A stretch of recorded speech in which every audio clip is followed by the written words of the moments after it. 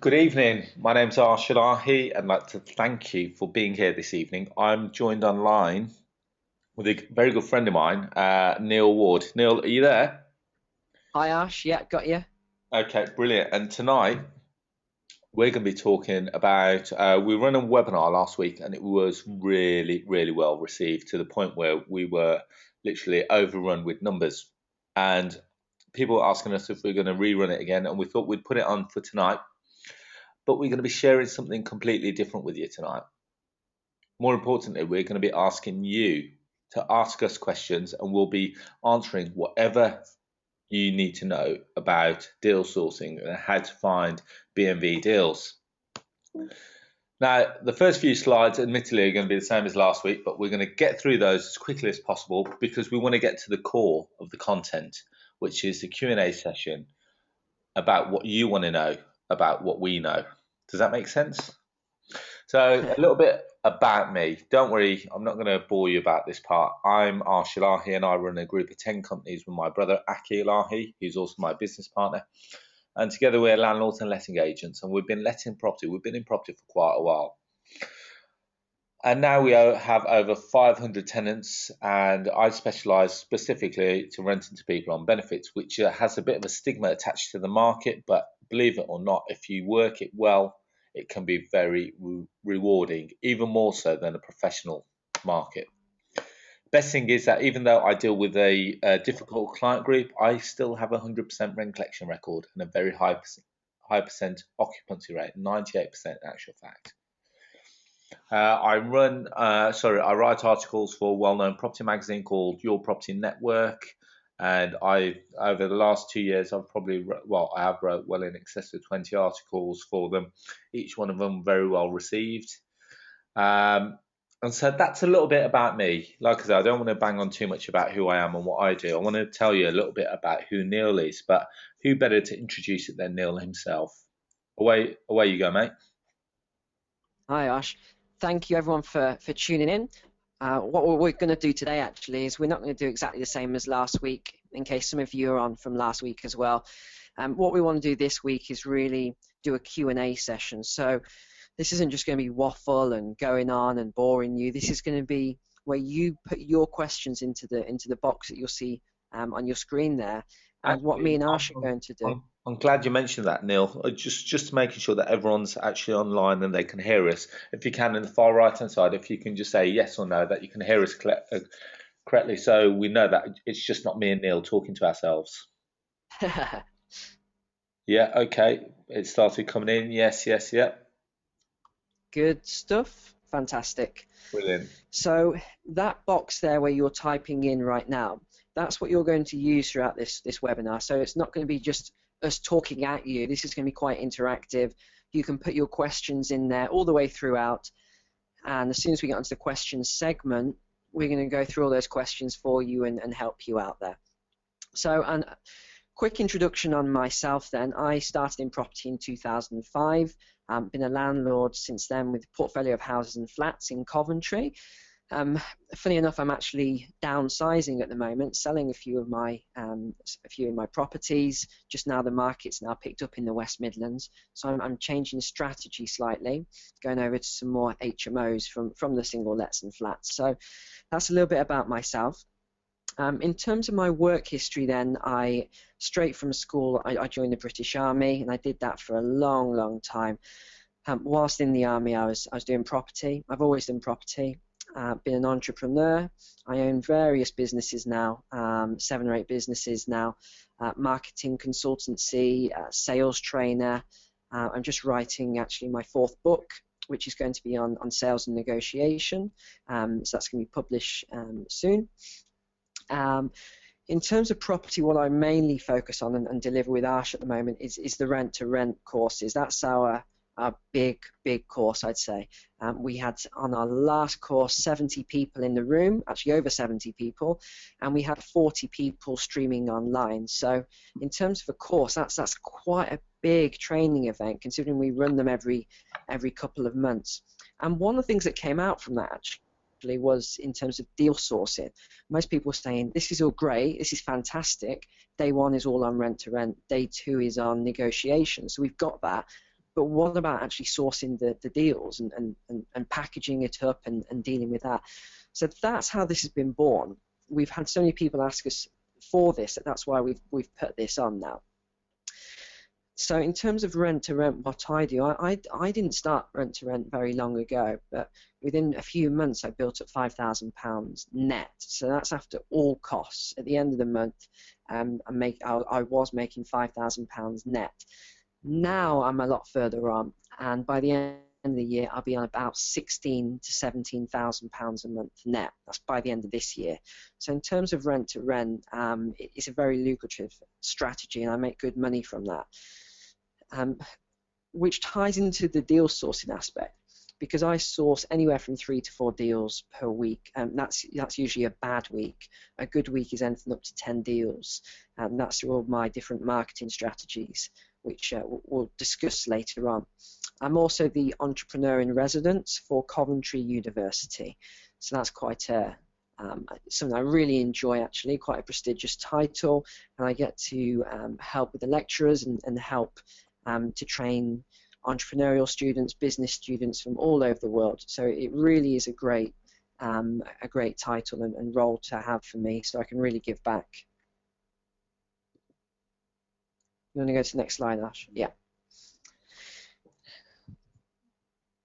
Okay. So, Yeah. you want to go for it, Ash? Yeah. Okay. So, I mean, obviously, we're all listening in on this webinar for one reason, that you're interested in property in some way, shape, or form. But what we want to know really is, why are you interested in property? What is it that you want to do in property, or why is the reason that you want to get involved in property? I mean, for me, it was more so that more so lifestyle kind of thing. I wanted better. I wanted to escape the rat race. I'd just come out of university. I was a little bit wet behind the ears, and I knew that I wanted to get into property. So I suppose my story is a little bit different to most, because I started almost with a blank canvas. But for a lot of you guys, you may have a job where you think you're stuck in the rat race and you want to escape it. Tell me, and if you can, just in the question box on the far right hand side, tell me why you want to do, or why you want to get involved in property. What is it that drives you in property? So some people are saying more income, more time with young children, more freedom, increased portfolio, like it, more income.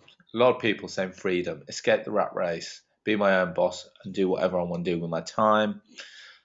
Now James says he wants to see his kids grow up. So as you can see, Neil, they're quite personal reasons that a lot of them want to be surrounded around their family, and they want the time and the flexibility to do what they want when they want. Yeah, fantastic. And we love these sort of reasons, that we can help you to achieve these, actually. It's what, me and Ash really do a lot of this for. So that's great. Okay. So what's your commitment, Neil? Okay. So my commitment to everybody listening, anybody that does training with us, is quite simple. It's not a complicated, lifelong story. It's basically to create happiness through income generation. That's it. Simple. My job is to help you to generate more money in your life, which then leads to the freedom that can give you the aspects: better health, stronger relationships, more time, closer families, travel and adventure. All these things comes from escaping the rat race, especially if you're working a 9 to 5, driving an hour there, or even longer, driving an hour back.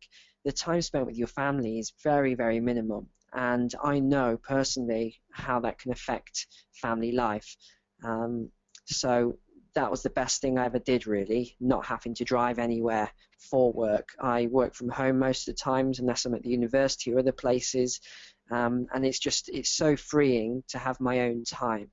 So that's really my commitment to all of you, is to help you to generate more money, which in effect, through these other means, will create more happiness within your life. Simple. Okay. So now, just so that we know that we've got everyone on board, does everyone know what BMV stands for? And for those that don't know, we're going to spell it out for you. It's below market value. Now, anyone that is involved in property prior to 2006, or you would have heard of lenders such as Mortgage Express, which would have allowed you to do something called a same-day refinance. What this meant is that it allowed you to take all your allowed you to purchase property and refinance it the same day, allowing you to take all your cash out of the property.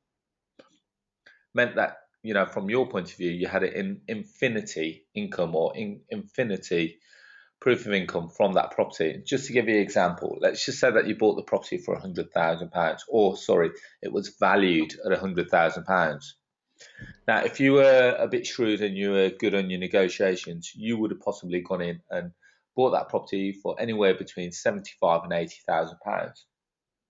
Now, on day of completion, in the background, what you would have had is something called the Mortgage Express refinance product. And what that allowed you to do is, whilst you're purchasing it, refinance it a minute after you own the property. So you would have completed, and then a minute after, the refinance funds would have come in from Mortgage Express and allowed you to refinance it up to 85% loan to value as opposed to loan to purchase. So now you would have valued it 85,000 of the 100,000, allowing you to get all your 80,000 out plus a little bit more. That was fantastic for a lot of investors, and you know, it was a great time, especially for me buying a lot of property. But it's not so easy anymore. I mean, now to try and get a property to value up well in excess of what you purchased it for can be quite hard, because lenders are looking at stuff like, when did you purchase it? How much did you pay for it? What have you done to the property since? So it's not easy anymore. Now, I'm going to be going through the pros, and then Neil's going to be going through the cons. I believe that, you know, when you're buying property below market value, you've got to make you make money when you buy it, not necessarily when you sell it. And what that means is that, providing that you buy it right, you should always be in positive equity. Now, I generally, when I buy a property, naturally, the first thing that I always do, offer 50% below market value. The reason why I say that is because if I go in and offer 70% of market value straight away, if they reject that, then I've got no room for negotiation. Whereas if I start at 50%, I've still got 20% that I can increase on. So if it's worth 100 and I go in at 50, they say no, I can start going up 52, 54, 56, 60, 62. And then if they say no at 70, I know that I've exhausted all my avenues. There is a possibility of pulling your cash back out and recycling that cash again every 6 months through buy-to-let mortgages. But in order to do that, you've got to be showing that you've done a vast amount of refurbishment works. So that could be that you've taken out the bathroom, you replaced the bathroom, you replaced the kitchen, you've turned it from a 2-bed to a 3-bed. And to give you an example, that a 2-bed round in Wolverhampton could be anywhere between £80,000 and £100,000. Now, if you buy the property and you convert it, instead of having it as a 2-bed, but pushing the bath, doing a small extension on the back, or putting the bathroom downstairs and converting the bathroom into a 3rd bedroom, that now may be worth anywhere in excess of £120,000 to £130,000. Now, if you have it valued on its new value of £130,000, and if you get an 80% product on that, potentially you could pull all your money back out. So they could give you £104,000, which is 80% of the 130. And if you only paid 80 for it and you spent 10 or 15 on the works, you've got all your money back out, giving you infinity cash flow on that property. So it is possible, but you have to jump through some hoops through the mortgage lender. So you've got to tell them exactly when you bought it, how much you bought it for, if it was below market value, what was the reason for it? Was it a repossession through the estate agent, etc., etc.? And the best way of doing it also is keeping photos and a time log of exactly what you've done and how you've done it, as well as keeping receipts and invoices. Now, what's the reason? What's the reasons against buying below market value then, Neil? Okay, I mean, everything Arsh has just said there is absolutely spot on. This isn't a right or wrong. This is it's a case of going to some of the advantages and some of the disadvantages. So in terms of some of the disadvantages then, the main one is quite simple. A lot of times you don't always have to buy BMV to get yourself a good deal. I gave an example last week of 2 of my friends. but one of my friends will only ever buy BMV. But actually, the way his strategy works, he loses a lot of deals. All the time he's losing deals. Where my other friend, he isn't really bothered about BMV. He's looking at it on the yield basis. So if he can make, say, a straight 10% on it, he doesn't really care how much he pays for it. Sometimes he might even pay a little bit over market value, purely because he's in it for the long run. He's not buying to sort of make a get a big discount and get loads of equity in it. He's buying it for the long run to recycle his money because he earns very good money.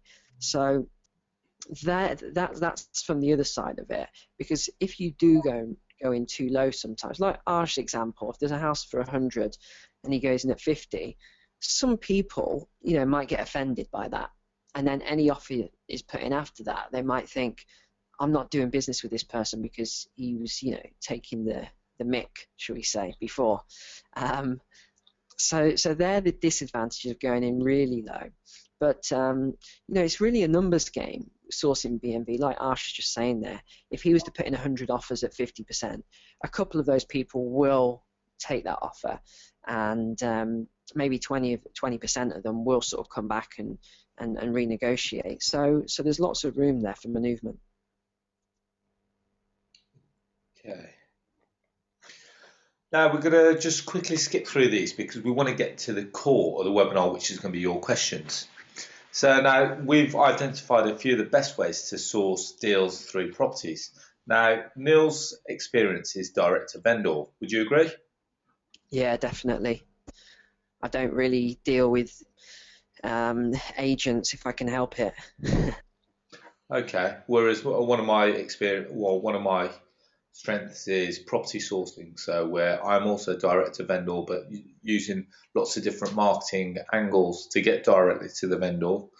And other ways that you can source property is going through an estate agent, commercial agents. Sometimes you might come across some opposition from an estate agent because they may not be looking to sell the property at the price that you're willing to pay, and they'll always be looking to hold out for the best offer. And the reason why they want to hold out for the best offer is because they get a percentage of the sell price.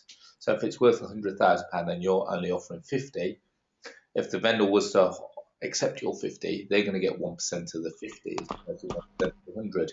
So estate agents and commercial agents, believe it or not, can be quite greedy as well. Sometimes they may not be working in the best interest of the vendor, who may require a quick sale. They'll be looking out for their own pocket. Yeah, I found that a lot as well. Actually, it's one of the reasons I don't tend to use agents too much, because a lot of time it will make you'll go in with a fantastic offer and you think this makes perfect sense, they can't refuse it, and they'll just flat out refuse it, and you think, why would you refuse that? And actually, not a lot. Some people don't know this, but they have to, under the Estate Agency Act, put your offer forward to the vendor. They can't just throw your offer in the bin. They have to put it forward. And so you think, okay, well then the deal will go through if the vendor wants it. But a lot of time what will happen is that even if the vendor wants to do that deal, the agent will talk them out of it. It happens a lot in things like rent to rent, which is why I don't do agents at all, and none of the students that come through do agents either. The agent will just talk the vendor out of it almost every single time because it's not in their best interest, you see. And it's the same with a lot of sales. If there's a good discount to be had, they are greedy with it. They don't want to let you have that discount. It's very true. Okay, so army of tradespeople now. Yeah, I mean, I came up with this quite a while ago now, and this has done me. I can't even. I have no idea how much this has made me so far, but it's quite simple. What I did one day, I pulled out the Yellow Pages and the Thompson and whatever else, and I outsourced that actually. I think I used Fiverr or one of my virtual assistants, and they just built me a big database, an Excel database, all the different tradesmen in Coventry. So plumbers, your heating engineers, electricians, builders, everyone you can think of. And handymen as well, which is another fantastic one. And we just targeted them So we broke it up into different categories, and we would target them and offer them things like £200 cash for any deal that they brought to us. So whether that was a possible rent to rent, or if it was a possible lease option, or a quick flip and sale. And even to this day, we get deals coming through all the time. So this strategy requires a little bit of effort. It requires a lot of effort to get it off the ground, and then the other effort comes in that sometimes people say to me, Neil, I did what you said, but the tradesmen aren't bringing me deals. I don't understand it. And it's quite obvious why, because people send out one lot of messages and then they just think that, you know, the world revolves around them and the tradesmen are going to contact them. It doesn't really happen like that. What happens is the tradesmen are really busy and they don't even think about you. That's why you've got to contact them all the time, week on week, every week. Follow up with them, give them a call, give them a little bit of business here and there, give them some referrals. You're building that connection up, and then they'll bring you deals all the time. I was talking about one last week that came to me through a builder, and that's going to make us £23,000 on a lease option JV flip. And the advantage of doing it that way, instead of buying the property and flipping it, is that we don't have to pay all the tax in the middle. We just do a contract with the vendor, and whatever we make, so we agree the purchase price, or we agree the value, should I say, of the property, and then we put a little bit of money upgrading it, and then we flip it on, and we get to keep the uplift. And the reason for that is because the lady is struggling to sell it because it's really old property. So we're going to renovate it for her because she can't afford to do that. So it's a win-win for everyone, really. So that's an example of the tradespeople method. Okay, and we've got a few of the top secret strategies that we'll hopefully be speaking about very soon. Wink, wink. Yeah. Okay, we're going to, again, I'm conscious of time, so we're going to whiz through these. Some of the strategies that we use are very well commonly known and in the marketplace, stuff such as leaflets, flyers, which have and always will work. Advertising in the newspapers. You can pick up the back of your newspaper and you'll very easily be able to identify that there's 30, 40 companies advertising that we will buy your property for cash. You know, sell agreed and complete in 7 days, etc., as well as the army of tradespeople that Neil's just spoken about.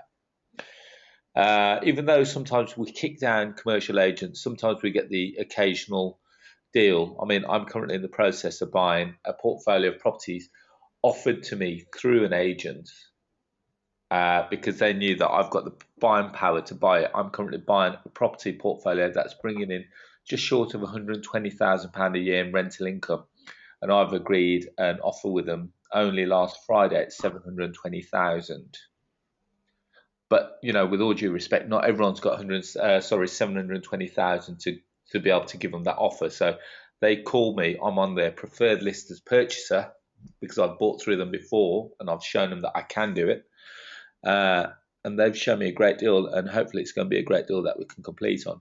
Now, Neil's called this dog rough strategies, which is basically stuff like the bandit boards, the ugly side of the marketing, stickers, what we call a put on and run type business.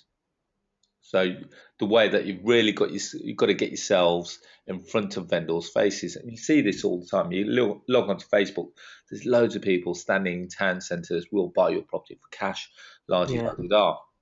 Now, there are other strategies which Neil has described as posh strategies. And do you want to just talk very briefly about that, mate? Yeah, I mean, the advantage of me and Arsh is that Arsh and I are very different. Everyone that comes on our events and stuff, they really love our dynamic of working together because we are yin and yang. Arsh is we're just complete opposites in the way we do business, and that's good because some people will connect with me, others will connect more with Arsh, or others will be in the middle and they can get the best of both worlds. So it's really a fantastic dynamic. Yeah, for me, I'm not really into the whole bandit boards and stickers and all of that. I did enough running in my army days. I'm not really into that now. I like to move quite slowly. So a lot of my strategies, like for example tonight, I've actually got to run in about 30 minutes. I've got a networking event, and that's what I like to do. I like to go to these sort of events most evenings these days. and I source a lot of property, and I do a lot of business through my networks.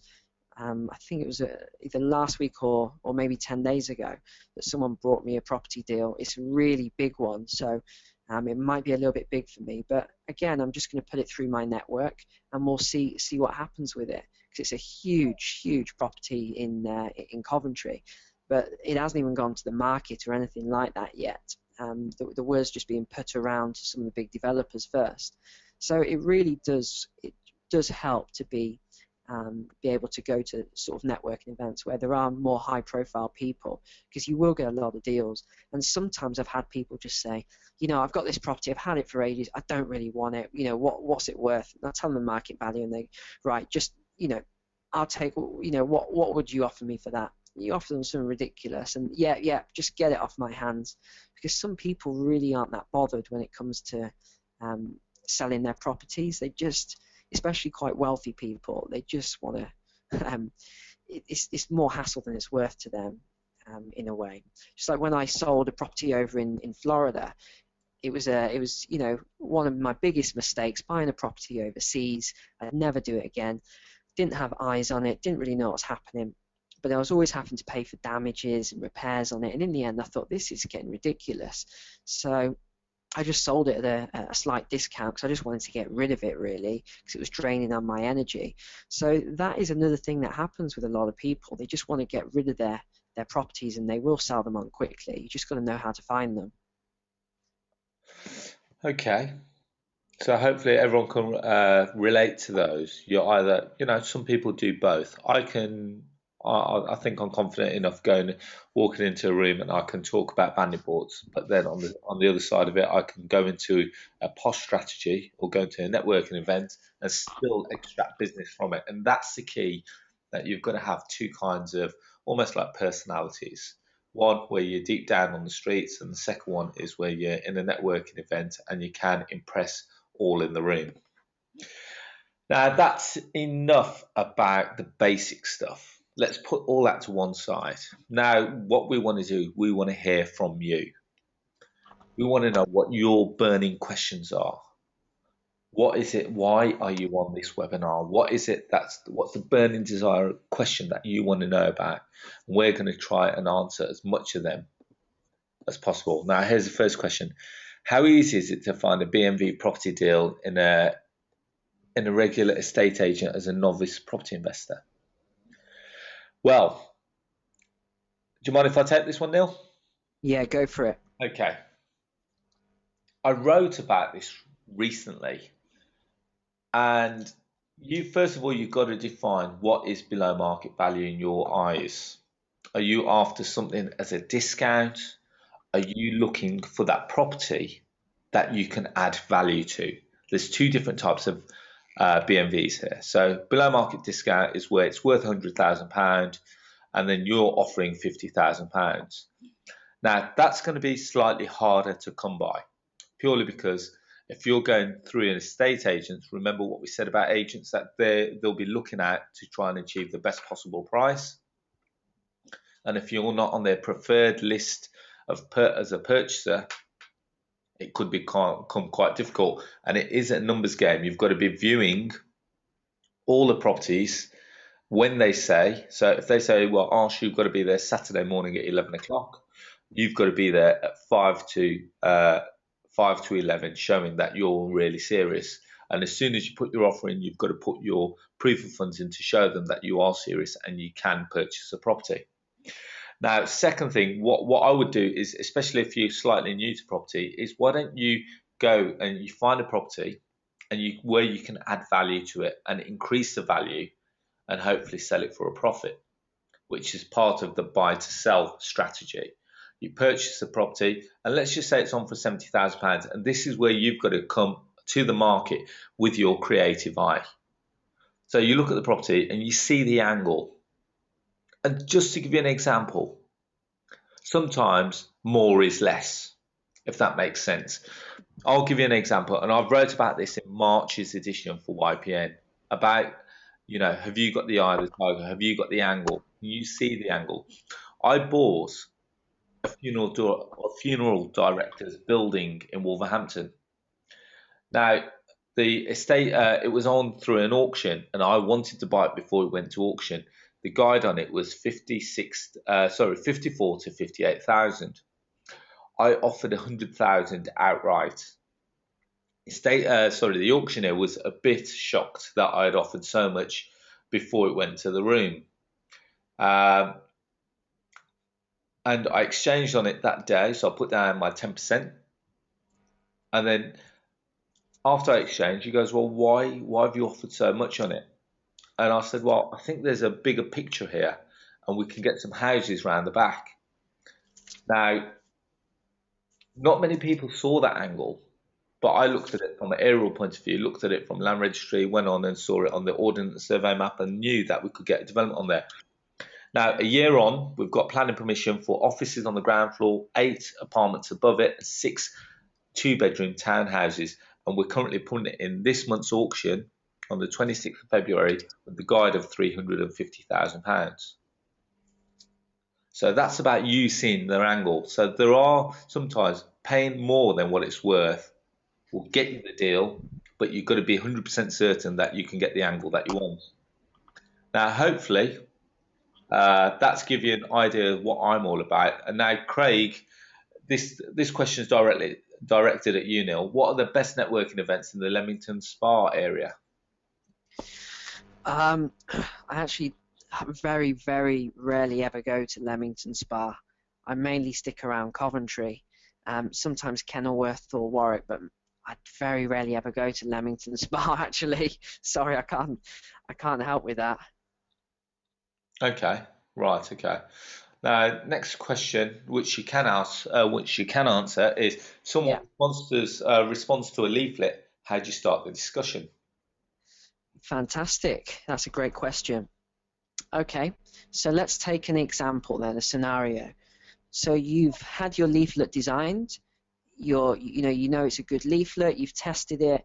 You've got a response. And let's say, for example, the leaflet says, "Do you need to sell your property?" That's the title. Need to sell your property fast. And then your subtitle is, "Do you have any of the following challenges?" Not problems, challenges. Repossession, financial issues, divorce, blah blah blah blah blah blah blah. All the usual.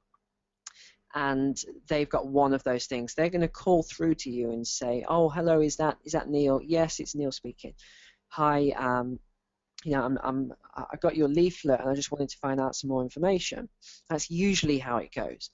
And I would then say, "Okay, so great." And then we'd basically start a conversation then, where I would ask that person a few questions. So the key is really in asking questions. If you let them ask all the questions, then you're not going to get anywhere. And I always talk about this on the sales training days that we run as well. If you let the other person control the situation, then you may as well just get off the phone, because it's not going to go anywhere. Your job, plain and simple, is to find out their problem. Once you've found out the problem, your next job is to deliver some solutions or hypothetical solutions to them over the phone. If that sounds good to them, then you can push for a meeting. Okay, can we have a meeting to discuss this further? Either at a coffee shop or preferably at the property, so you can have a look at the property. So that's the next stage of that. And then once at the property, you go into more depth, and then you go into your negotiations. So that's a really quick answer to that question, without you doing a full sales day and learning all the 12-step program and all of that sort of stuff. Okay, so we've just covered that one. Someone said they can run through a typical discussion trail. We've just gone through that one. Okay. Rachel's asked, is 10% the minimum deposit for BMV property, and does it have to be a buy-to-let mortgage or something else? No, right, okay. So there's two questions here. Is 10% the minimum deposit? No, for a buy-to-let, the minimum deposit is 25%. You may get a few that offer allow you to put in a 20%, but this industry standard is that you have to put in a 25% deposit for. So let's just say here's an example. You've seen a property, it's worth £100,000. Now you've offered, let's just say you've offered £80,000. Now, in order for you to buy the property, you've got to put in a 25% deposit of the £80,000, which means that you would have to put a deposit of £20,000 plus the legal fees, plus the mortgage application fees and valuation fees. So all in all, you'd probably need around 85,000 or 25,000. So £20,000 deposit plus £5,000 for the fees.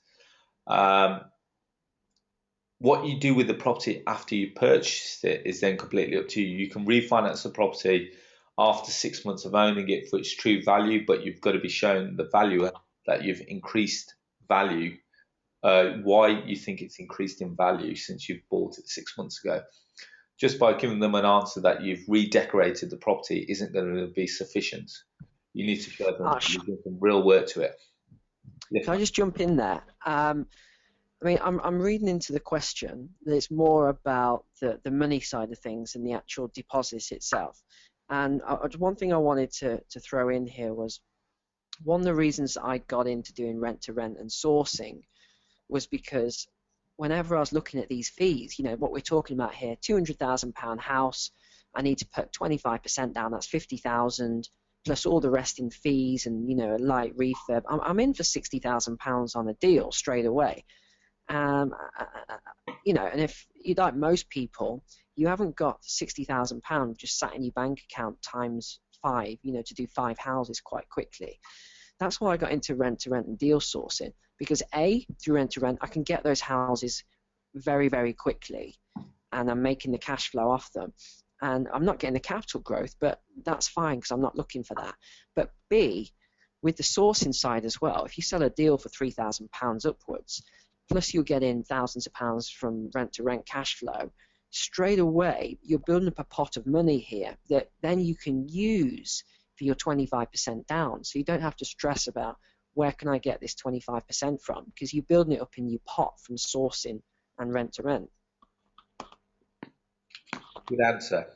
Really good answer. So people saying that, do we use our real names?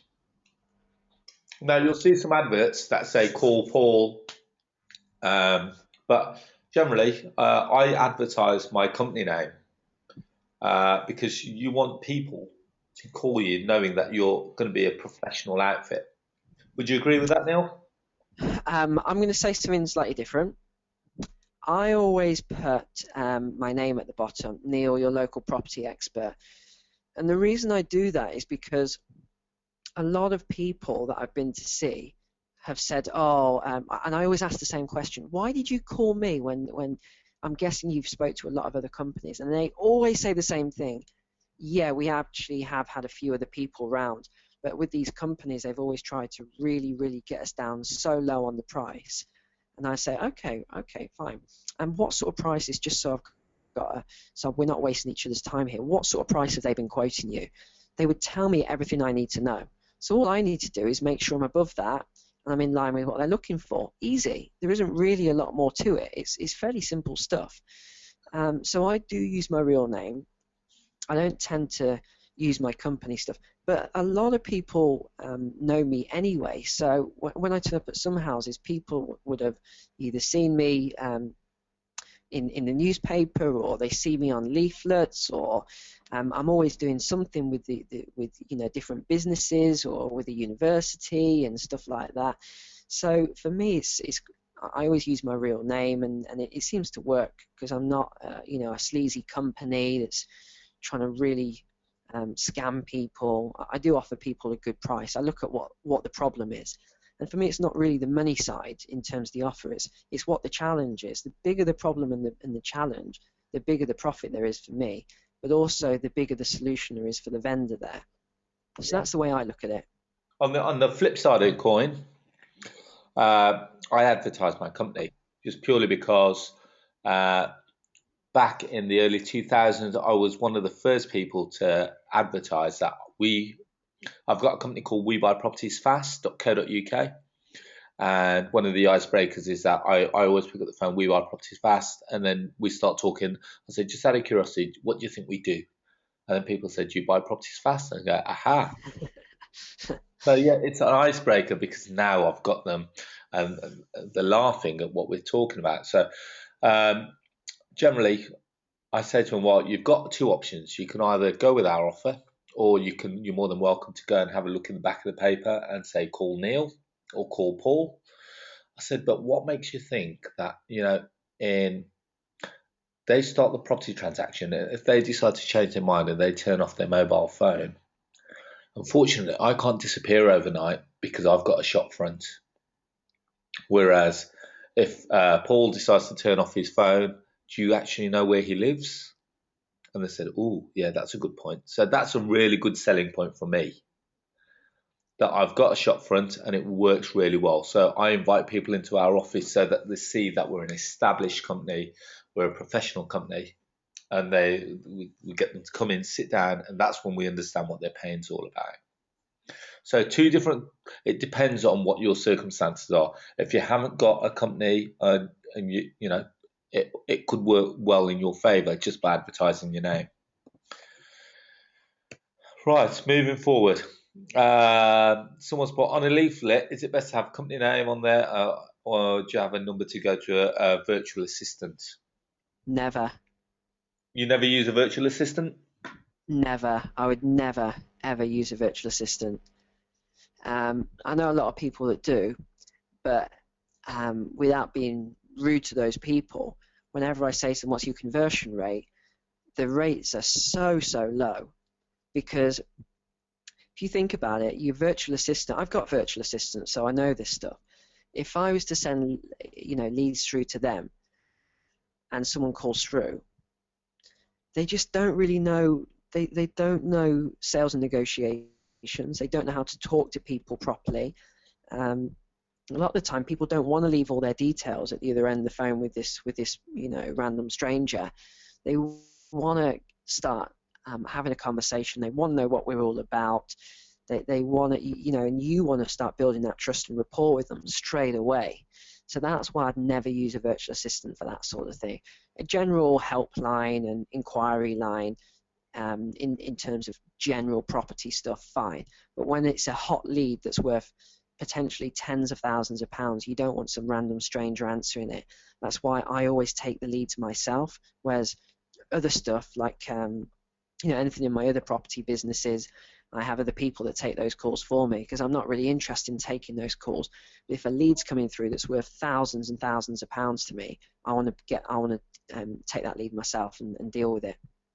Very true, and likewise, any calls that are to do with purchasing properties, they come to me directly, and it allows me to make sure that they get the customer service that they need in order for us to do the deal immediately.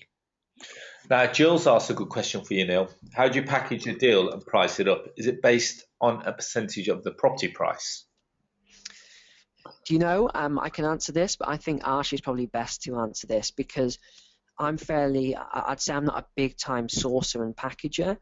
Arsh does some serious deals. I mean, we're talking a lot of deals every month.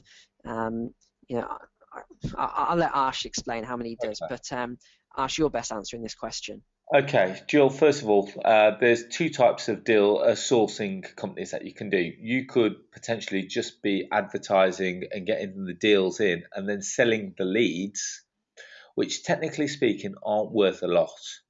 The reason why I say that is because if you sell the lead, there's no guarantee that the person that you've sold it to is going to be able to do a deal with the owner.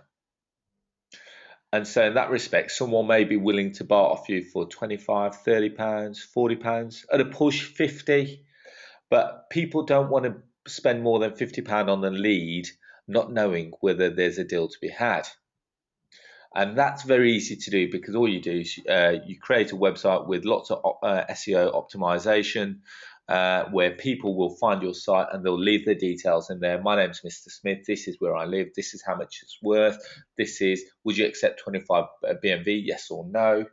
And a telephone number and contact. So that's what a lead would consist of. And I've sold those before, and generally you'll find that the person that's looking to buy them will, provided that you've got a consistent base, a consumer base, you will sell them. But sometimes you'll get people come back to you and say, "Well, Arsh, I bought this lead and nothing's materialised of it." So generally, you'll have to refund their money.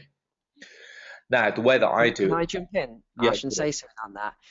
I totally agree with you there because a lot of the people that I've trained up actually in negotiations, they have been those sort of people, Ash, where they said, "Oh, I bought these leads, I bought 20 leads, and none of them have materialized, and oh, this company's a scam, and that company's a scam." And I look at the lead and I say, "These leads look pretty good to me. Talk me through what actually happened there."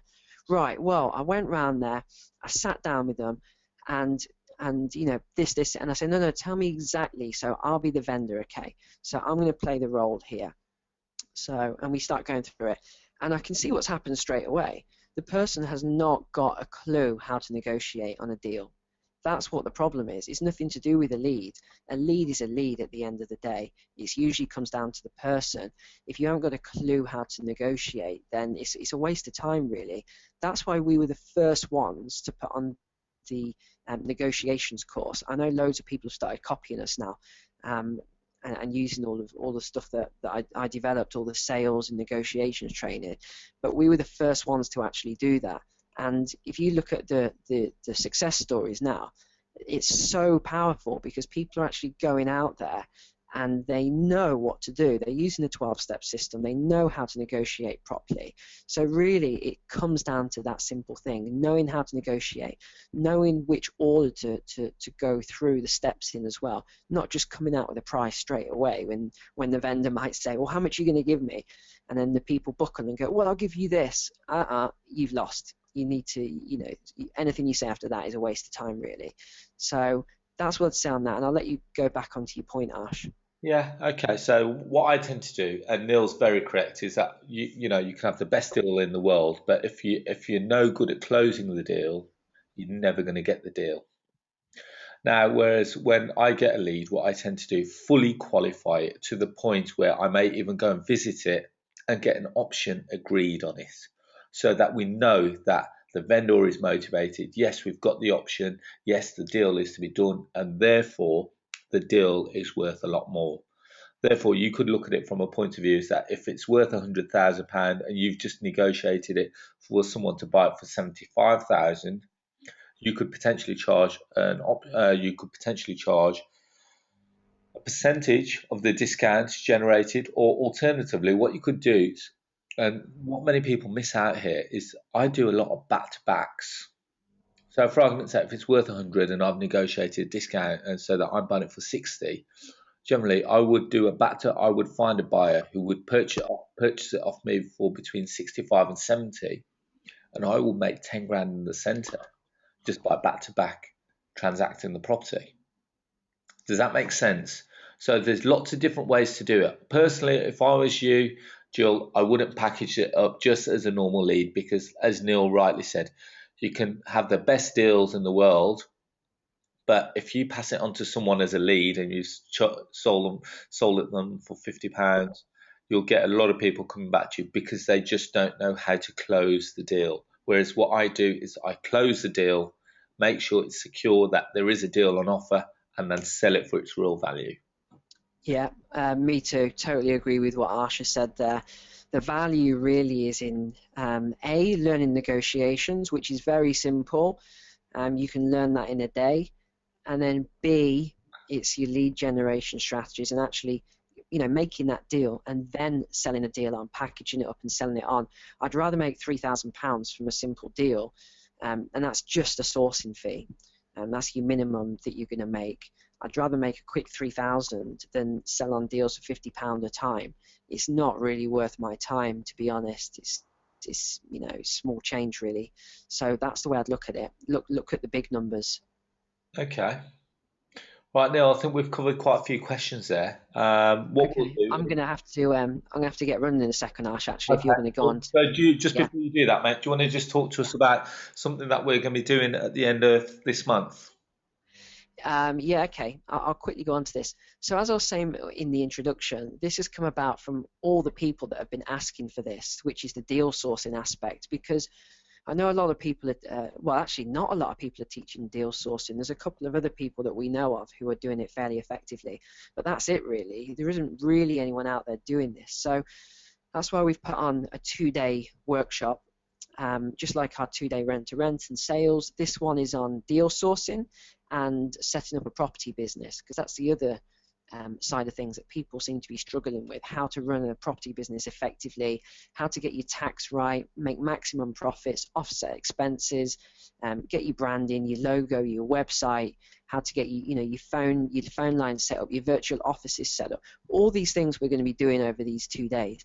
And actually, for the people on the webinar, you're really fortunate to be on this webinar, because the first event that we're doing, just like any new event we do, we're actually going to be doing it for a really low cost. And I mean, when I say a low cost, I mean cost price, what it costs us to put the event on. So there's no profit in it for us. The reason we're doing it is because it's the first one. We know that it's going to be a few little hiccups. The format may not be perfect. It's going to be very, very good. We'll tweak it a little bit after this one from your feedback. So this is more of an interactive course. So we'll deliver all the content, and then all you need to do in return for the big discount that we've given you on the course is just give us some good feedback. Tell us what you liked, what you didn't like, and if there's anything you thought would be good to put in, anything you just thought, you know what, we didn't really need that, take that out.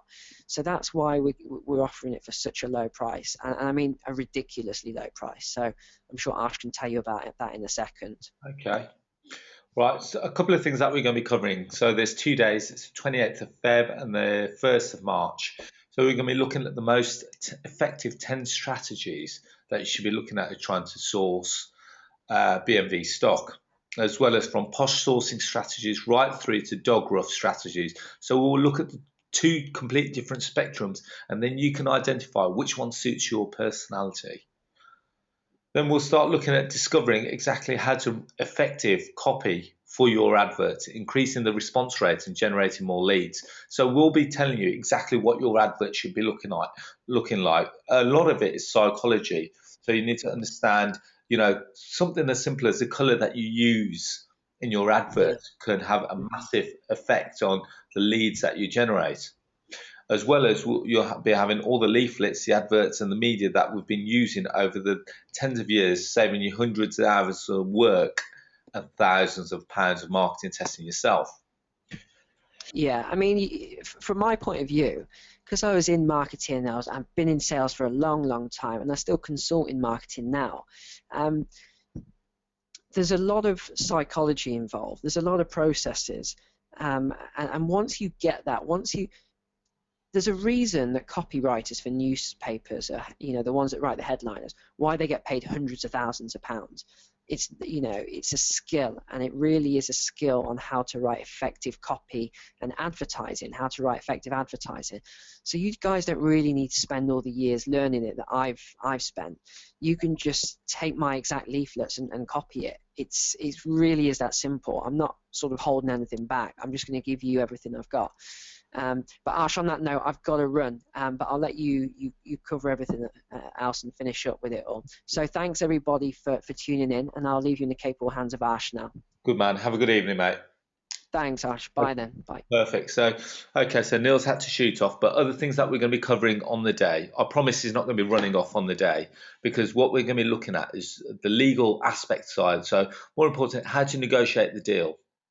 So we'll be looking at the sales formula, and we'll be doing a lot of role play. What you do from the moment that you get the call to the moment that you go and meet them at the property to the moment that you've done the deal, which will then take you into the legal aspect. What's the right contract to use, whether it be a sale, a lease option, a rent to rent, whatever it may be, and how to then, once you've secured the deal, how to then put that out to investor database. If you haven't got one, we're going to be teaching you how to create and build up an investor database.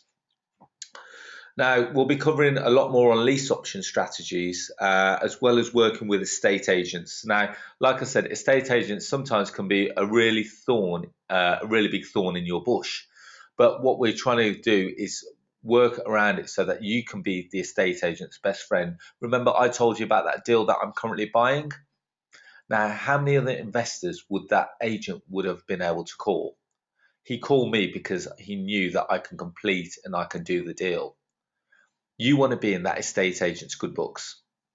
Now, that's the first day that we've just covered. On the second day, we're going to be covering how to build it as a business, how to create, looking at stuff like your website, looking at the templates that you should be using, as well as the social media presence that you should create yourself, as well as building your team, who should be in your team, and what they should be doing for you, as well as creating it and creating the systemization in the business as well. Now, we've also drafted in, I don't know if you know him, he's quite well known on the speaking circuit, a person called Simon Masivic, who is a property specific tax specialist. So he'll be telling you about how to create this business in a tax effective manner. So whether you should be buying the properties in a limited company, whether you should be buying them in your sole name, more importantly, how to alleviate it so that it's very tax effective. So how you put your advertising into an expense so that you don't have to pay the tax on that. More importantly, looking at your profit and loss forecasting, as well as setting up your virtual office space. When we say virtual office space, you don't have to go out and get a flash new office. And so much more. But finally, the one thing that with anything, you've also got to create your exit plan. So when you set up a business, you've got to think, what's your end goal? Are you going to be looking to sell it? Because then what you should be doing is setting up your business from day one as if it's going to be a saleable proposition. So we're going to be showing you how to create it as a big business. And normally we're going to be selling this course for anywhere from $595 upwards. But as Neil said, this is the first kind that we're running of its kind. So we're going to be offering it for $295 per person for the whole weekend. And when you break it down, the reason why we're offering it so low is because, as Neil said, there are going to be hiccups along the way, and we're going to be reliant on your input as to what we can improve on. And more importantly, if you book tonight, we'll also allow you to come on a better and a more polished event later in the year. So you may be able to come for 2 events for the price of 1 for free. So that's why we're looking for a small group initially. So just to pilot it, and that'll be on the 28th of Feb and the 1st of March. And I'll tell you what, it's normally $295 per person, but tonight you can bring an additional person just for £100. So it's either $295 just for the one person or $395 for both of you. And all you've got to do to book on it is go onto my website, which is arshellahi.com. Look at the events tab and look for the one that says deal sourcing. And there's two prices there, one for $295 for the single person, and the second one's $395 if you want to bring your business partner with you. Remember, those offers are only specifically for people who are on this website webinar tonight. And again, at the bottom of the screen, that's where you're going to be able to book on. But that's not all, because what we do with all people that attend our training, we've got specific Facebook and social media outlets for you to continually learn. So after you've been on the course, the learning doesn't stop there. What we do is we add you into our Facebook groups, and we will be continuously, hopefully you'll be continuously asking questions, and we'll be continuously answering them day by day. So if you think, well, actually, I wasn't so sure about that on the course, maybe I should just go in and ask Arsh and Neil. And we're in that forum every day answering people's questions. And we think it's a great resource because we don't want you to walk away from it just thinking, well, education stops there. Your education, your journey on your education should be continuous throughout your whole property journey. Now, you've got our contact details. We're not completely finished yet. You've got Neil's details there. You can find him on Facebook as well as LinkedIn, as well as his websites at the top. Or more importantly, if you want to come through to me directly, I'm one of the very few people that will give out their personal mobile numbers. So you've got my personal mobile number. You can find me on YouTube as well as Twitter, Facebook, LinkedIn. I think I'm on Google Plus as well as you name it, I'm on there. But the important thing is that we want to connect with you. And more importantly, the one thing that I haven't mentioned to Neil that I'm going to be doing is that The reason why I do a lot of the courses that I do is that I like helping people getting to where they want to be in their property journey. And it's a shame, but I'm hoping to open this now for you. No, okay. Because what I'm doing at the moment is that I'm looking for 10 people who can come and work with me. Not work with me, that's a bad way of putting it. I want to help you in 2015 and 2016. So I'm looking for 10 people who I can really push to their limits in my new mentorship program, kicking off at the start of March 2015. We're going to be looking at 5 strategies. First thing I want to do is I want to identify who you are and what you're all about. More importantly, what you've got financially. When I say that, because I want to know what's going to be the best strategy. I took a call from someone today that wants to get involved in property, but they don't want to deal with the hassle of tenants. So we're potentially looking at option number 3, where they buy to sell, where we buy a property, we do it up and sell it on. And if you're a little bit worried about it, I'm going to be your mentor, so that I've made all the mistakes previously in my property journey. I don't want you to make the same mistakes. So you're going to really work on what's really best for you and how we can make it work for you, but more importantly, how you're going to make a real success. The only reason I want 10 is because I want 10 success stories to be able to boast at the start of 2016. So if you think that's what you're interested in, please get in contact. My email address is just at the bottom of that flyer there. And on that note, we've still got time, so I'd like to open the floor again to any further questions. If there's anything else that you want to know about that we've spoken about tonight, I'm happy to answer it. Judy's just come on and said, unfortunately, I can't make that weekend because I've got a family major event, especially to miss out on the special price. When's the next one? Unfortunately, we haven't actually scheduled a next one in, but we're hoping that, providing that this one goes well, it will be in a weekend in April, potentially the 25th and the 26th of April. What you can do is that if you are really interested and you want to take advantage of the special price, is that you can purchase it tonight at this special price, and we will hold that position for you for the next course. We will definitely be running a next course. It's just a date what we haven't set in stone yet, and it will be in April. So that's one way around it for you, Judy.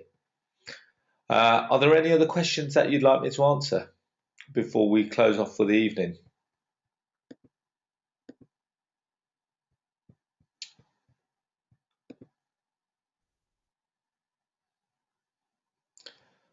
Sorry, okay, Caroline's asked, is the hotel going to be the same one with the same deal? Caroline, it all depends on numbers, my dear, because what we're going to be doing, as it's a smaller event, what we may be doing is holding this one in our office, and you'll get to see, when I say in our office, you'll be coming to my office, which is based in Wolverhampton, and you'll be seeing how I deal with leads and deals and sourcing deals on a day-to-day basis. So you'll be looking at my systems that we've got, and that's one of the reasons why we'll be running it in the office.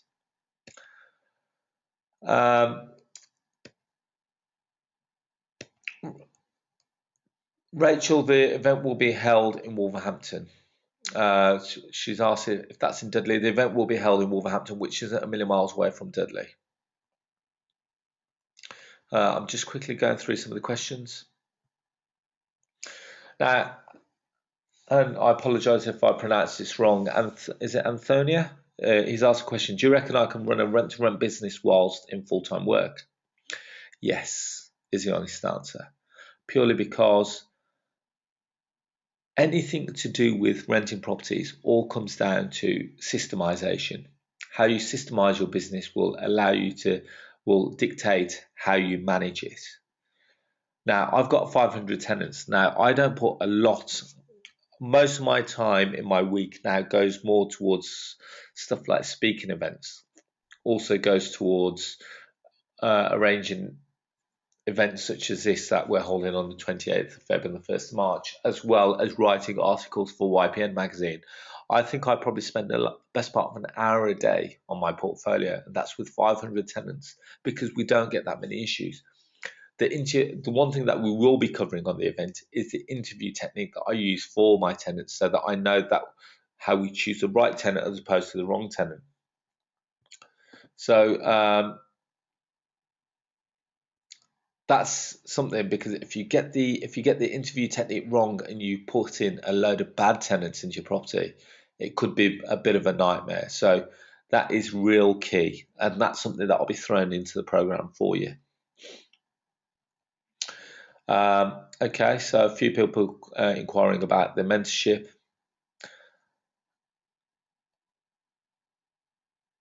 Okay, so someone, Matthew's asked, is the mentorship just for those who sign up to the course you're advertising? No, is the honest answer. You can join onto the mentorship just by contacting me directly through the email address that I put, which is arsh@arshellahi.com. And what you need to do is put all your details, or you can go onto my website, which is arshellahi.com/mentoring, and then leave all your details there. And then what I'll do, I'll get round to giving you a call tomorrow. Do you do courses in the weekdays or only on weekends? Because I work in the weekends. Unfortunately, all our courses at the moment are on weekends, because the majority of people can only attend on the weekend.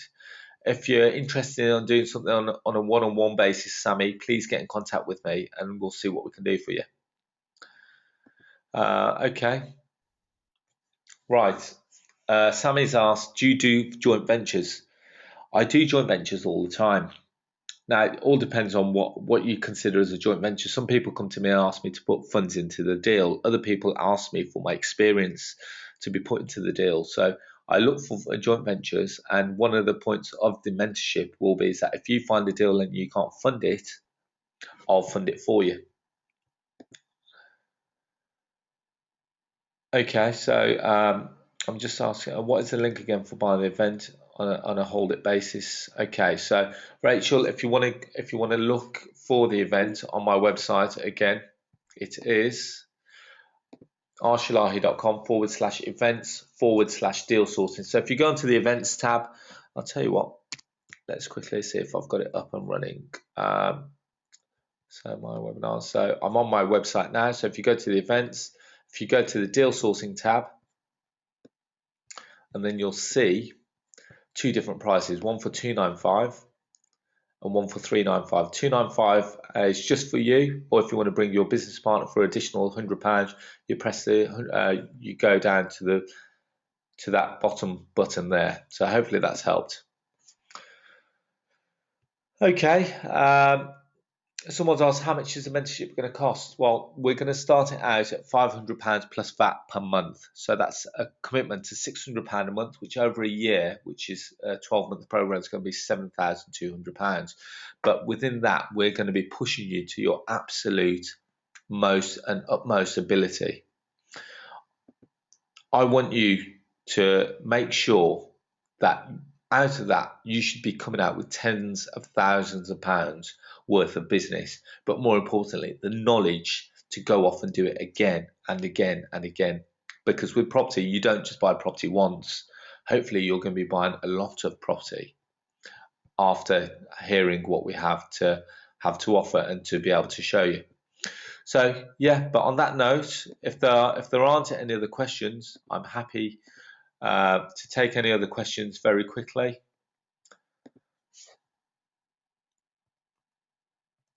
Let's just have a quick look. I think I've answered everyone's questions. By all means, if you have any other questions, you've got my mobile number there. Please feel free to get in contact with me, and then let's see what we can do with you.